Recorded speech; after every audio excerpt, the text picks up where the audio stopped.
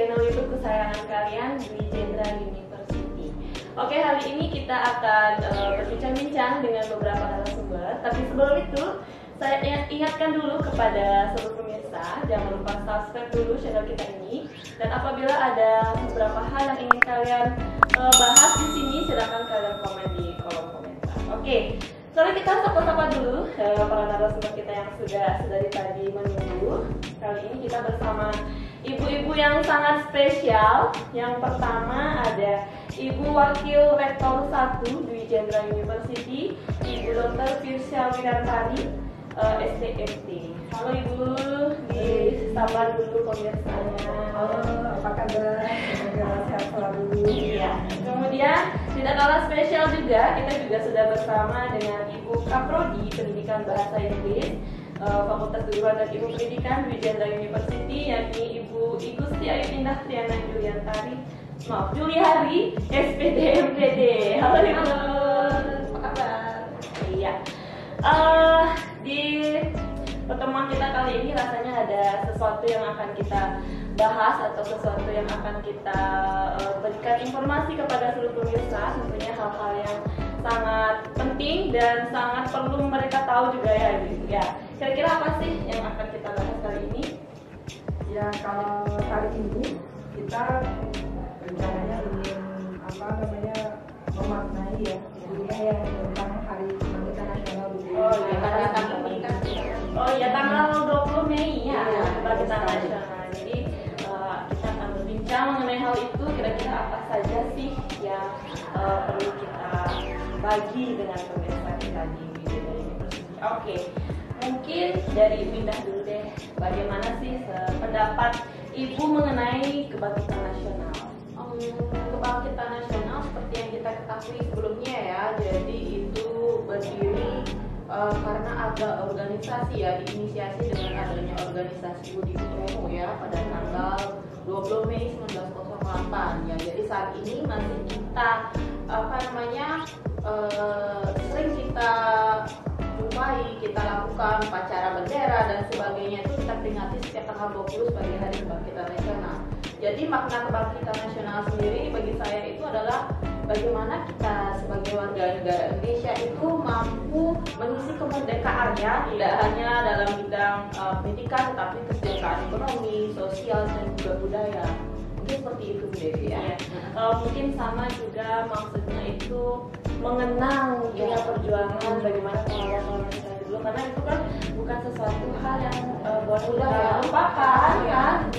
Itu harus kita tetap bagikan atau kita berikan informasi kepada generasi-generasi bahwa dulu itu kita pernah berjuang, kan mungkin seperti itu ya. Oke, kalau menurut Ibu Firsya, memaknai kebangkitan nasional itu seperti apa? Ya, makasih Bu Dewi. Kalau saya memaknai itu Kebangkitan Nasional itu bagi kita nih yang generasi muda itu seperti momentum gitu bagi kita semua generasi muda untuk bisa gitu mempertahankan, memaknai nilai-nilai yang sudah diwariskan ke kita.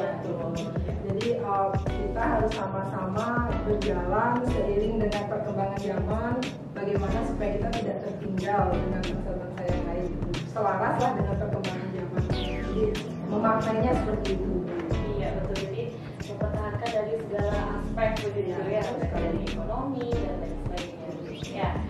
Oke, jadi kalau kita nih, karena kita bertiga perempuan, bagaimana kalau dari sisi perempuannya, mungkin nggak kita sebagai perempuan itu bisa berkontribusi dalam kebangkitan nasional? Mungkin dari Indah.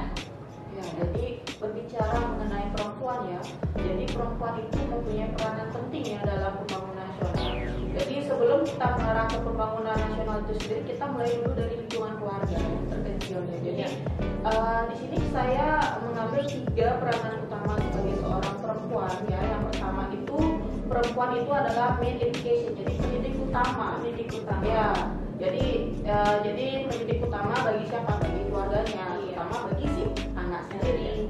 Yang kedua itu sebagai the agent of change ya, itu sebagai merubah dari yang nggak ada menjadi ada, biasanya seperti itu. Dan yang ketiga itu perempuan juga bisa sebagai pemimpinnya. Kita mulai dari yang pertama dulu, perempuan sebagai media pendidik bagi anak-anaknya ya. Jadi kita ketahui di rumah siapa yang paling sering dilihat oleh anak? Bu Dewi punya anak kan? Punya. Berarti kan kita sebagai Iya, seorang ibu ya, kita kita orang orang tuanya. tua. Jadi kita yang paling sering dilihat oleh anak kita.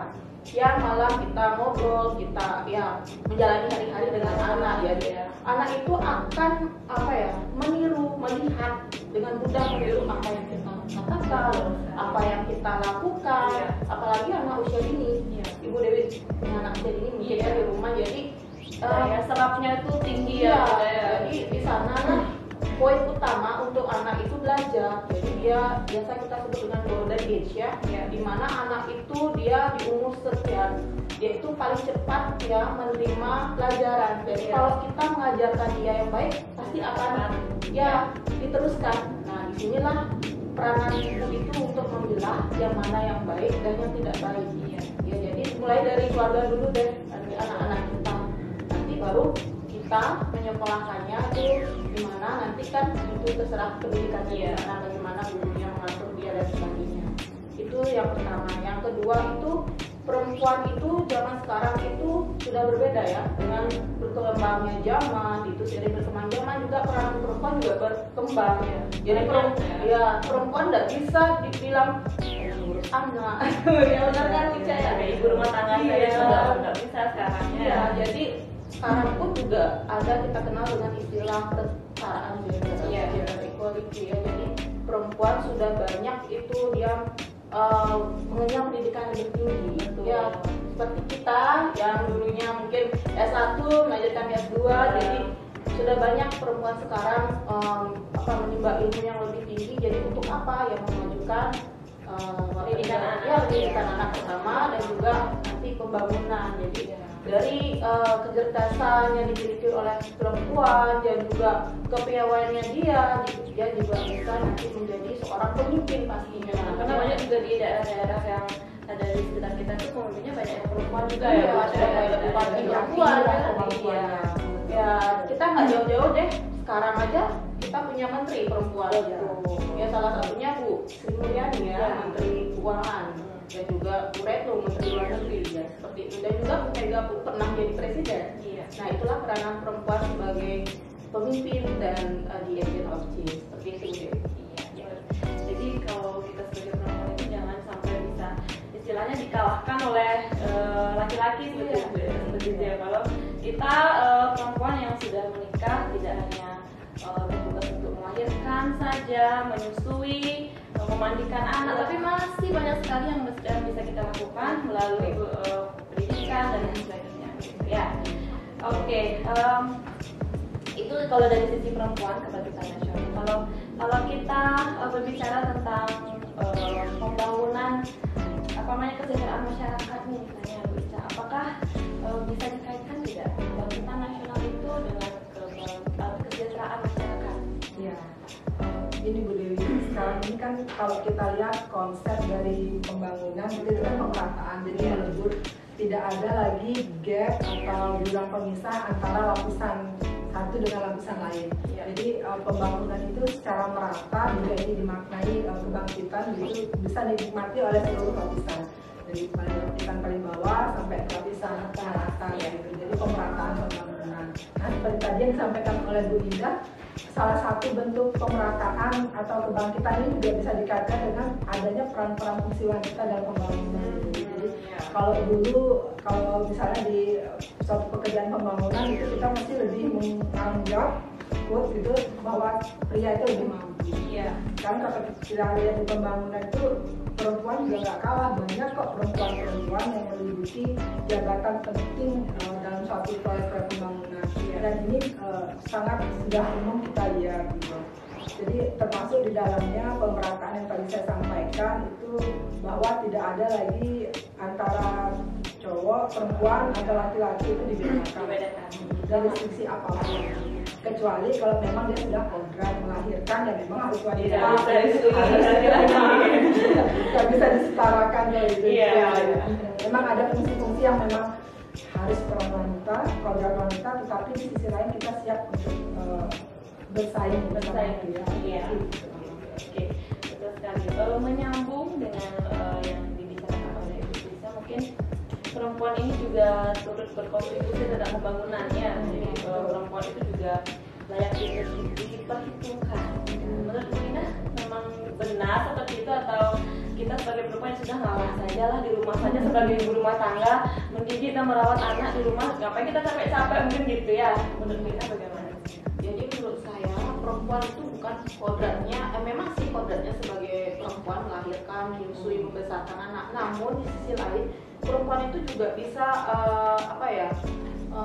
memperjuangkan haknya sendiri, ya kan? Ya. Jadi mulai dari bagaimana dia sekolah, membesarkan anak. Jadi dengan dia mempunyai pendidikan yang tinggi, jadi otomatis anaknya akan terdidik juga seperti itu ya. Jadi melalui ibu yang cerdas akan lahir anak-anak yang cerdas. Seperti itu ya.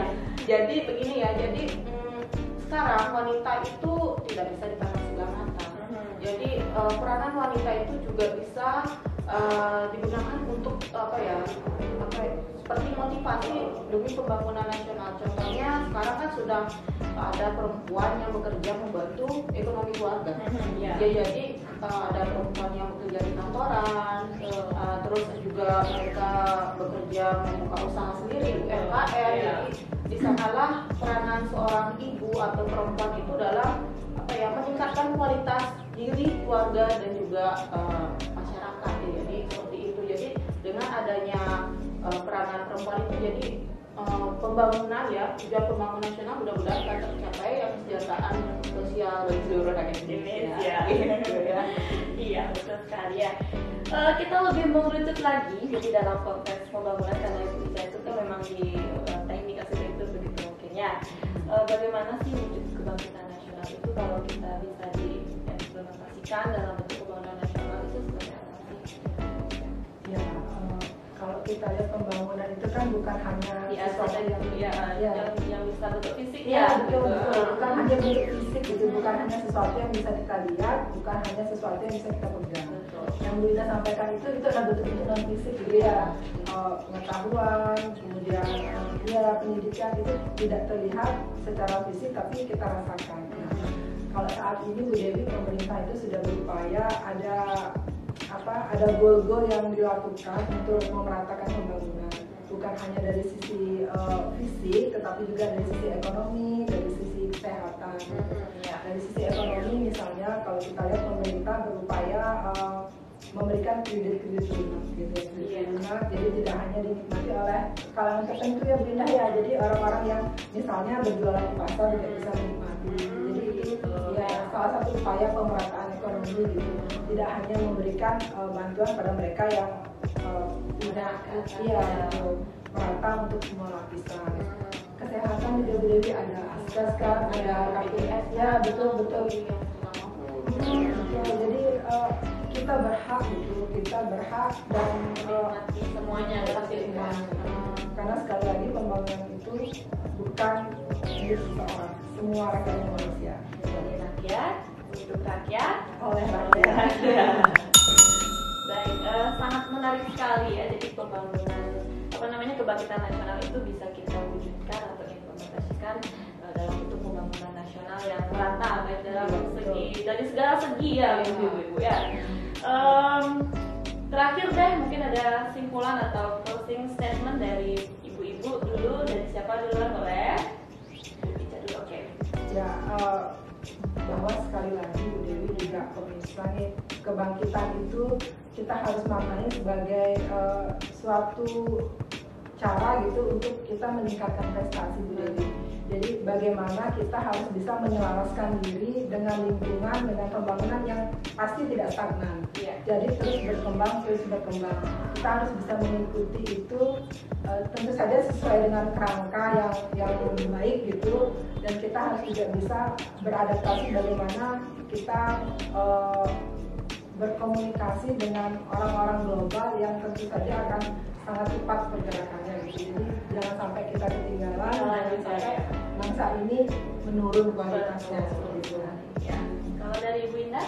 Dari saya sendiri, kebangkitan nasional itu merupakan tempat ya di mana tempat kita sebagai wadah untuk memajukan diri sendiri dulu. Setelah itu memajukan lembaga dan juga masyarakat luas dan juga negara gitu ya. Jadi di sini adalah tempat untuk kita maju ya, untuk mencapai kesejahteraan ekonomi dan juga sosial ya. Jadi dengan kebangkitan nasional tuh warga negara Indonesia diharapkan benar-benar bangkit ya. Jadi nggak ada istilah terpuruk lagi jadi perempuan hanya di rumah dan sebagainya, tidak ada yang seperti saya katakan tadi.